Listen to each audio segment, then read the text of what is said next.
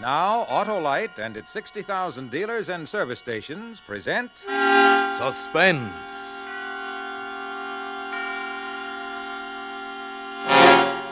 Tonight, Autolite brings you James Mason and Pamela Colino in Agatha Christie's Where There's a Will, a suspense play produced and directed by Anton M. Leader. Friends, have you ever been in a dilemma? In a fix, like having to get started in a hurry and your motor won't turn over? Well, what you need is an Autolite Stay Full battery, that dandy dynamic battery you can definitely depend on. Why, by Cornelius, an Autolite Stay Full battery needs water only 3 times a year in normal car use. You can say bravura for that Aquapura. Plenty of extra liquid reserve. Yes, sirree. And it has extra plates in every cell. That means longer life and stronger life. What's more, those plates are protected against loss by fiberglass insulation. I can't say enough about Autolite Stay Full batteries, those marvelous marvels with more liquid reserve than Hollywood has stars. So get wise, get an Autolite Stay Full. Remember, you're right with Autolite. And now, Autolite presents James Mason and Pamela Colino in a tale well calculated to keep you in suspense. And now, Mr. Jepson, you really must let me make you a whiskey and soda. I have some excellent scotch. Never mind that, Ridgway. I've come to find out when you can raise 10,000 pounds. I see. Yes, I see. Well, Mr. Jepson, 10,000 pounds is a great deal of money. It's what's needed to cover your notes. Yes, that's right. But you know, Mr. Jepson, you might just let me write you one more IOU and try again. Your luck's run out, Ridgway. Well, I wasn't much of a gambler anyhow, was I? Perhaps it's just as well I've learned my lesson. How long, Mr. Jepson, would you say I have to raise the money? 4 weeks. I see, 4 weeks. And if I should fail to raise the money? I see. Well, you make yourself very clear, Mr. Jepson. But then perhaps all's not lost.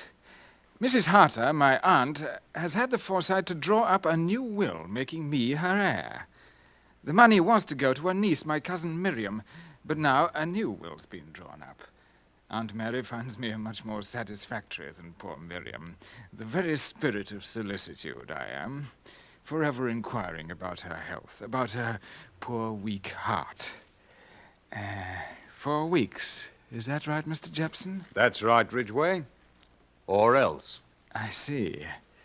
Or else.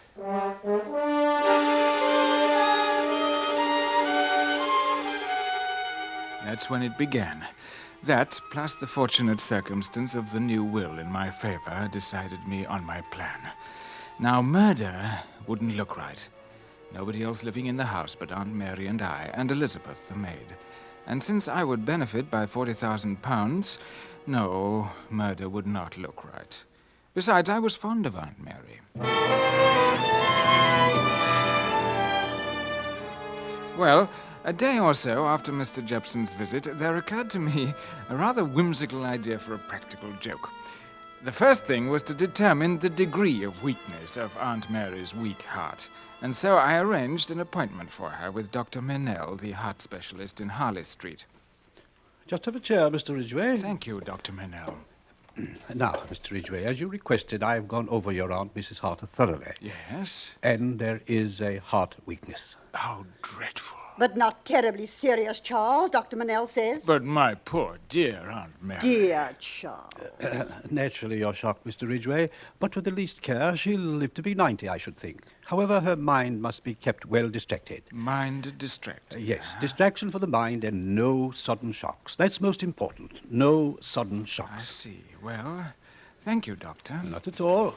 Out this way, my private exit. No use going through the waiting room again, eh? Well, good day, Mrs. Harter. Good day, Doctor. Goodbye, Doctor. Oh, I say, Ridgway.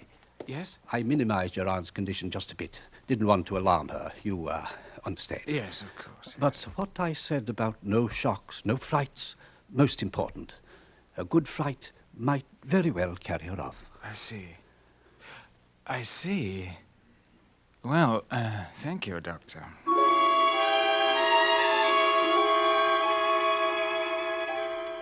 The next step was the radio. Aunt Mary must have a radio. But, Charles, you know I don't care for newfangled things. We've got on quite well without a wireless. I don't see why we should have one now. But don't you remember what Dr. Manel said, Aunt Mary? The mind distracted, well distracted. Those were his very words. You know, I'm only thinking of your heart. I know you are, dear Charles. But That's better, Aunt Mary. That's more like yourself. you are a comfort to me, Charles. Thank you, Aunt Mary. Now, about the radio. But really, Now. You really ought to trust my judgment. I'm a bit of an expert on radio, you know. Before the war, I even had a small sender station of my own. Some of the equipment's still in one of my boxes somewhere about. So you see, I know. But the waves, Charles, the electric waves, they might affect me. There's no more electricity about it than there is about an electric light. Radio waves aren't electric. But, Charles,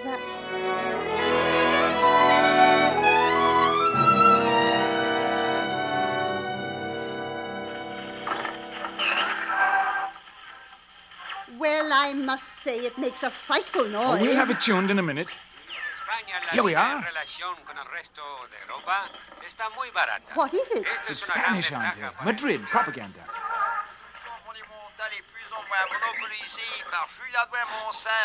There's France. What do you think of that? You can tune in the whole world, the whole world.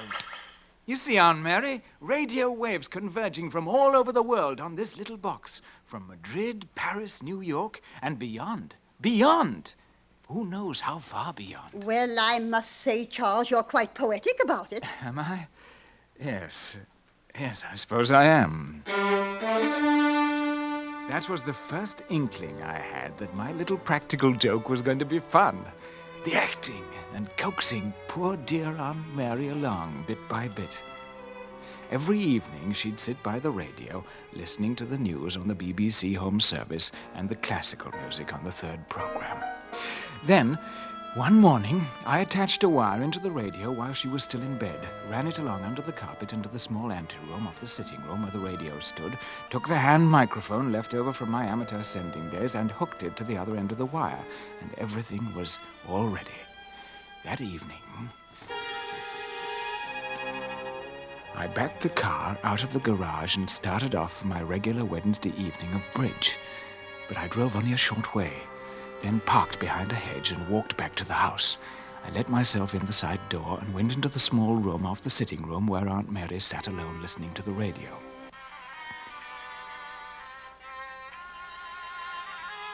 It was the third program, a program of Beethoven. I opened the door the slightest crack.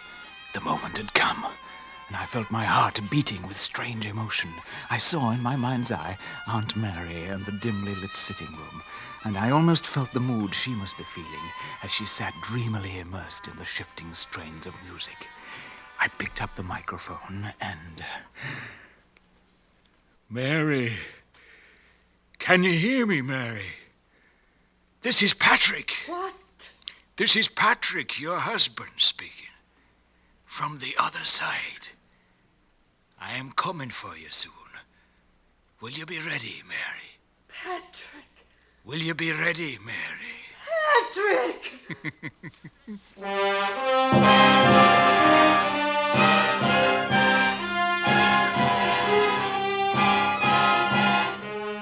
For Suspense, Autolite is bringing you James Mason and Pamela Collino in radio's outstanding theater of thrills, Suspense.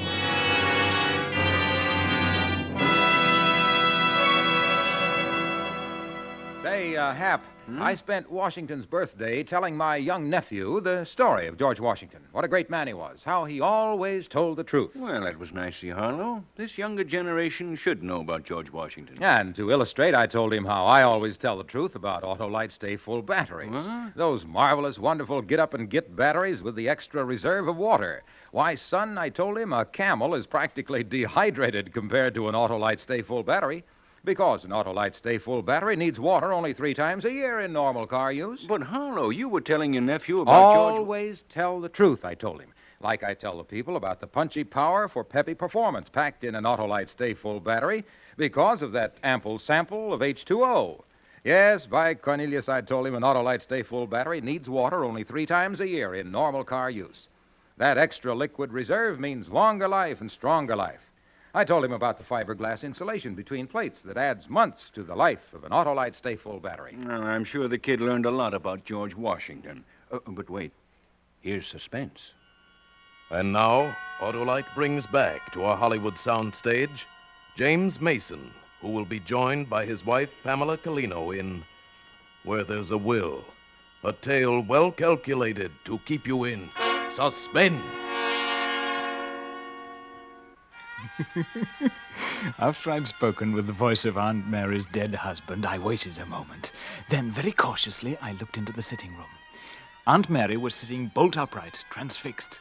Then a sob broke from her as she looked toward the radio, which was now innocently transmitting the BBC third program again. I had to bite my lips to keep from laughing.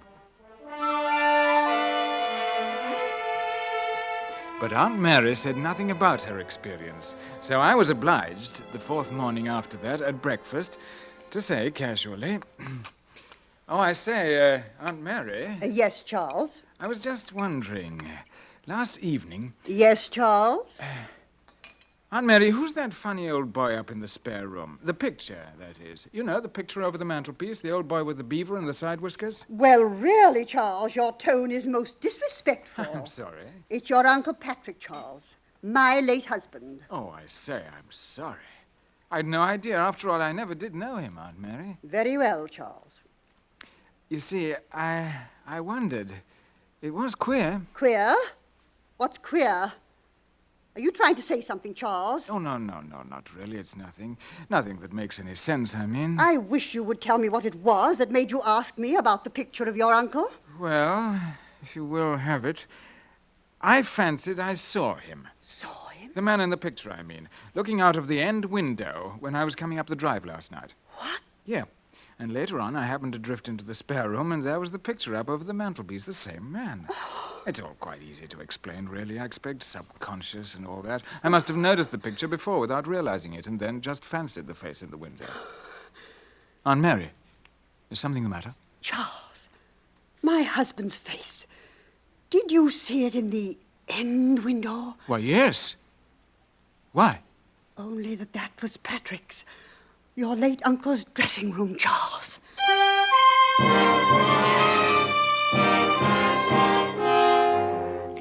The very absurdity of the story I made poor Aunt Mary believe was the fun. The clever, roundabout way I played my role. The following Wednesday night, I pretended to go and play bridge again. I concealed myself in the room off the sitting room just as before, took up the microphone, and spoke from the other world in the same sepulchral tones.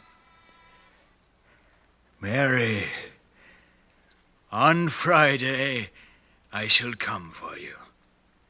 Friday at 9:30. At 9:30. Do not be afraid. There will be no pain. Be ready, Mary."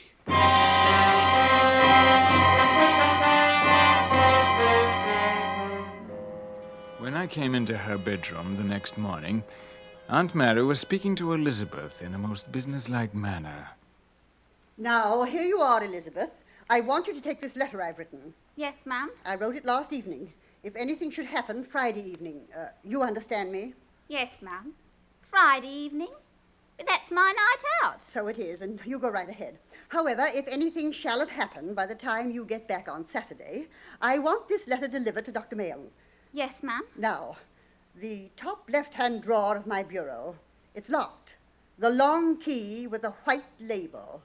Everything in the drawer is ready Ready, ma'am? for my burial. Oh, ma'am, why, what are you saying? I thought you was in a sight better health. Never Oh, mind Ma'am. that, Elizabeth. Don't be maudlin. Ma'am. Elizabeth, did I ever tell you how much I've left you in my will? Oh, no, ma'am. Well, I can't seem to remember. It was £50 in the old will, but did I raise it to 100? Well, at any rate, I want you to have £100. I'll have to look into it. But if anything should happen before I do, then Mr. Charles will see to it. Did I hear my name mentioned, dear Aunt Mary? Oh, good morning, Charles. Yes, I was just saying to Elizabeth, I don't know if I've left her £50 or £100. But if anything should happen to me, it's to be £100. Well, I must say, that's a gloomy thing to be thinking about. Oh, Mr. Charles, sir, she's been carrying on most awful just What's now. this? That's enough, Elizabeth. You may go now. Yes, Mum. Yes, Mum. Well, now, just what in the world is all this about? Suppose you tell me just what's going to happen to dear Aunt Mary. Charles, what do you plan to be doing Friday evening? Friday evening? Well, as a matter of fact, the Ewings asked me to go in and play bridge. But if you'd rather I stayed at home... No, Charles. Actually, I'd prefer to be alone. Well, just as you wish. You know, I think I'll have Mr. Hopkinson send me the will. I want to find out about the bequest to Elizabeth. It's either £50 or £100. The rest, dear Charles, of course, goes to you. Yes, dear Aunt Mary. Whatever you say. Friday evening. I'd picked that night because I knew it was Elizabeth's night off, and I wanted to be sure there was no one about. Friday evening, at 8 o'clock, I drove away, waited for an hour to elapse, then slipped back into the house. I looked through the crack in the door and saw Aunt Mary sitting in the high-backed chair beside the radio. As I listened, the 9 o'clock news ended, and a program of music was about to begin. It was 9:15. 15 minutes till the appointed time for the arrival of the dead Patrick. This time, I did not touch the microphone. I went upstairs, opened a camphor chest of old clothes in the spare room, took a tube of spirit gum from my pocket, and bent forward intently in front of a mirror. Sharp on the instant of 9:30, there was a fumbling at the outer door of the house, and the front door slowly opened. And then there were slow, halting footsteps along the short hall to the sitting room, where an old woman waited. And then the sitting room door opened. The time has come, Mary. Patrick, I'm ready.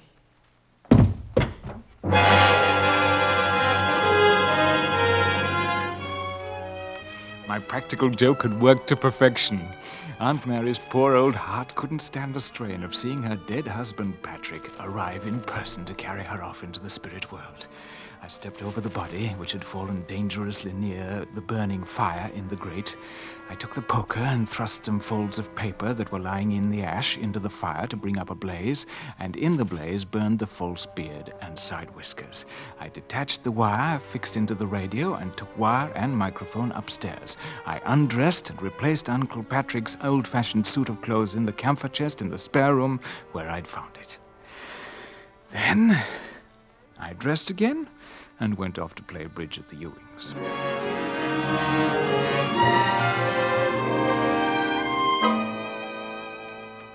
2 days later. This is Mrs. Harter's... this was Mrs. Harter's residence. Oh, just a moment. It's Mr. Jepson, sir. All right, I'll take it. You may go, Elizabeth. Yes, sir. Ridgway here. Anything wrong? Not yet. I just wanted you to know that I read about it in the Daily Standard, Ridgway. A pity about poor dear Aunt Mary, don't you think, Mr. Jepson? A pity.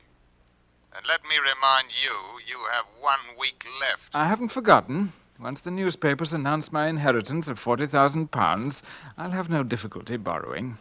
And then I'll pay up. Good. Only remember this, Ridgway. You don't pay up and I send you to the same place you sent to your Aunt Mary. You understand? Or maybe it wouldn't be quite the same place, Ridgway. Now that you've got murder on your soul. Understand?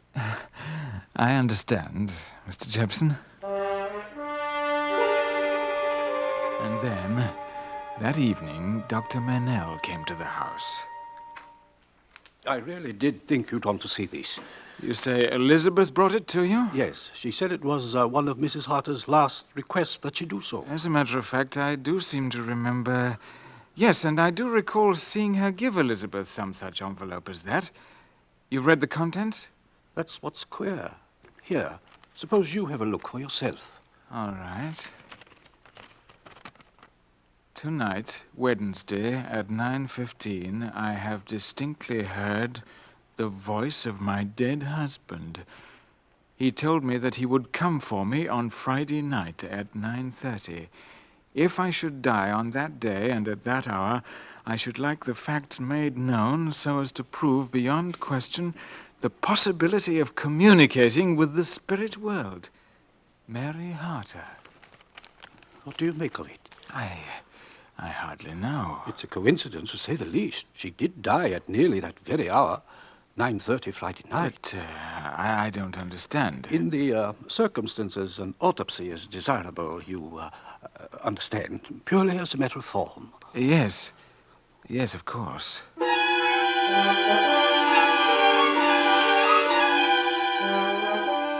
Why not? Of course, everything must be done according to form. What's the matter with you, Charles? Have you lost your sense of humor?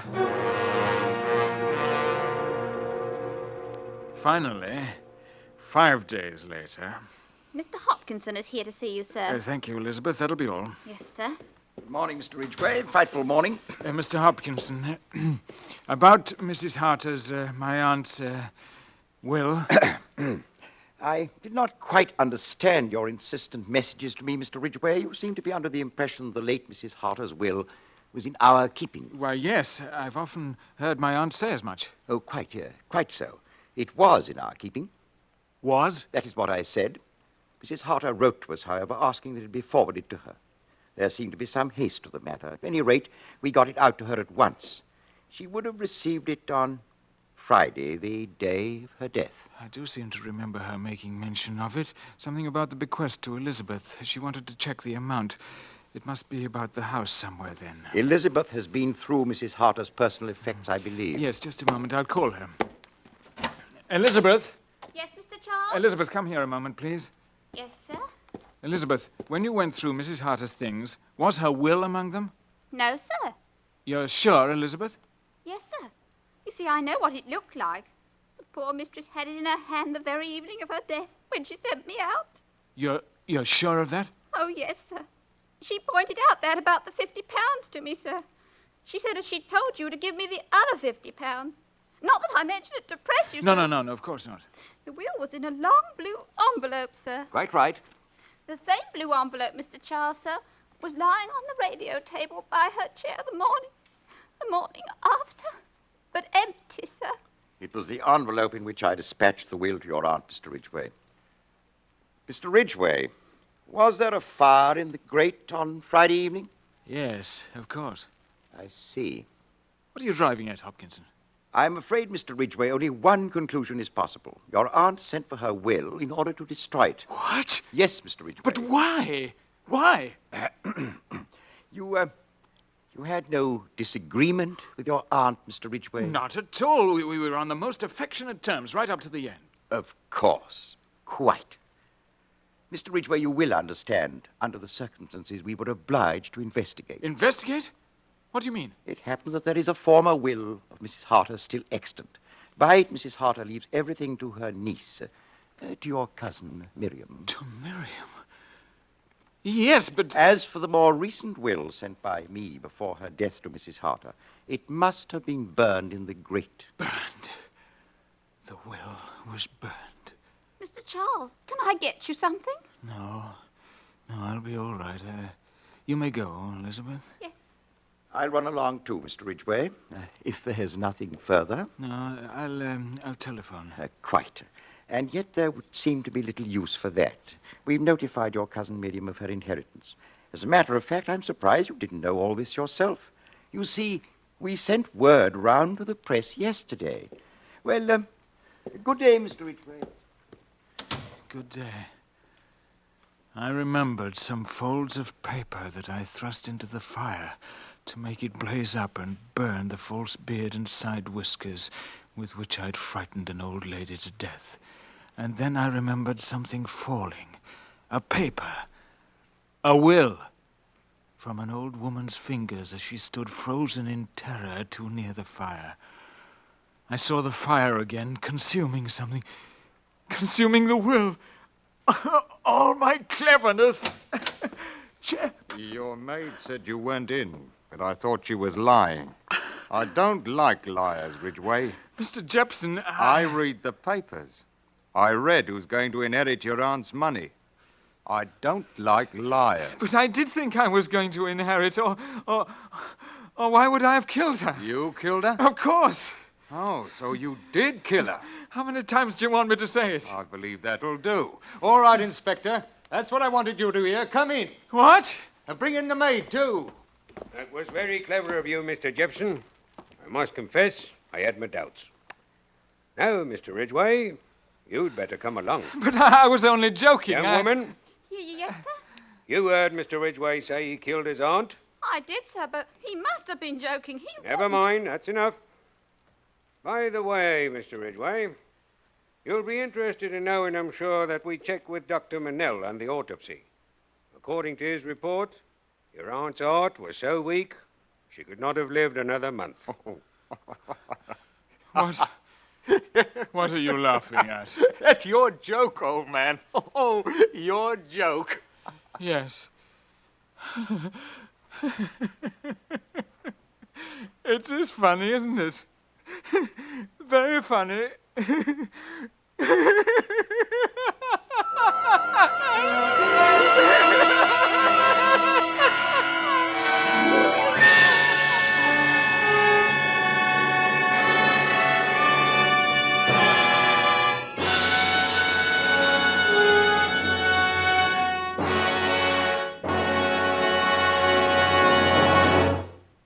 Thank you, James Mason and Pamela Colino, for a splendid performance. Now, Harlow Wilcox. Friends, Autolite Stay Full batteries need water only 3 times a year in normal car use. And they're made by Autolite men who make over 400 products for cars, trucks, airplanes, and boats in 28 Autolite plants from coast to coast. Yes, sirree, Autolite also makes complete electrical systems for many makes of America's finest cars. Batteries, spark plugs, generators, starting motors, coils, distributors. All ignition engineered to fit together perfectly, work together perfectly, because they're a perfect team. So, folks, don't accept electrical parts that are supposed to be as good. Ask for and insist on Autolite original factory parts at your neighborhood service station, car dealer, garage, or repair shop. Remember, you're always right with Autolite.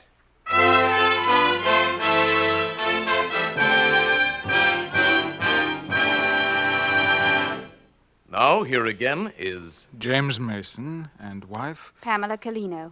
I hope you both enjoyed being on Suspense tonight, and especially you, Mrs. Mason, even though the part of Elizabeth was small. Oh, yes, it was a lot of fun. You see, James and I learned a long time ago that it's not how large the part is, but how much fun you have playing it. Besides, next time, Tony Leader has promised to find a script for me, in which James can play a butler or a cat or something. How about that, Mr. Mason? I'm looking forward to it. And we're looking forward, too, to next week when Joan Fontaine will star in The Lovebirds, another gripping study in Suspense.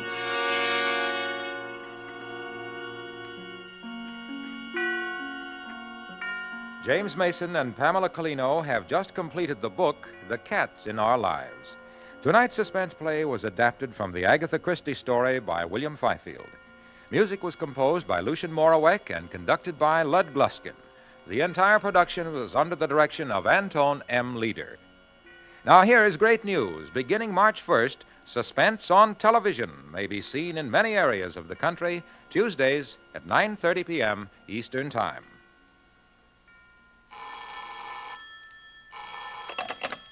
You can buy Autolite electrical parts, Autolite resistor spark plugs, Autolite Stay Full batteries at your neighborhood Autolite dealer.